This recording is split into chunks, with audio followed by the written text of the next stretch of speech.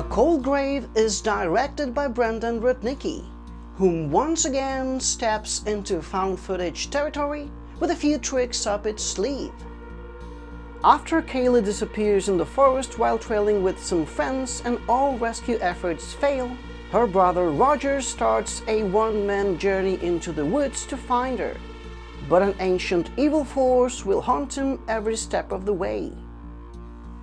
Being a found footage movie, winks and nods to the Blair Witch Project seem somehow inevitable.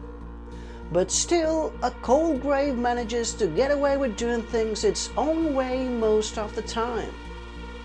Roger's character becomes some sort of unofficial narrator.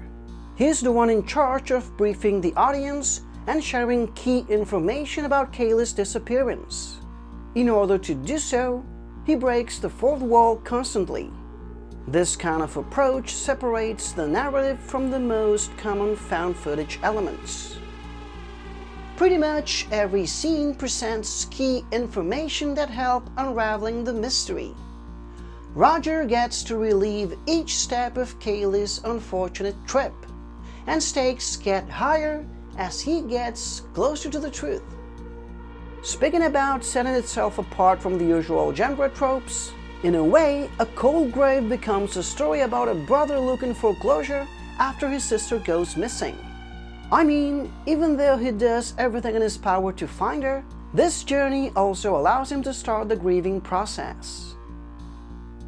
Roger's one-act man may become a little bit redundant in a couple of scenes, and the inner logic seems to play with your patience from time to time. But thankfully, the tense atmosphere and fast pacing of the story take your mind off of these sort of shortcomings. Not without its flaws, A Cold Grave manages to deliver some effective jump scares here and there, making the best out of its limited budget. A story about grief and loss that dares to go into uncharted territory to the found footage genre. So I'm gonna give it a 6 out of 10. Thank you guys as always for watching. If you happen to see A Cold Grave, please feel free to return to this review and just drop a comment below. I will continue doing both English and Spanish reviews on my channel, so if you would like to subscribe, that would actually be awesome.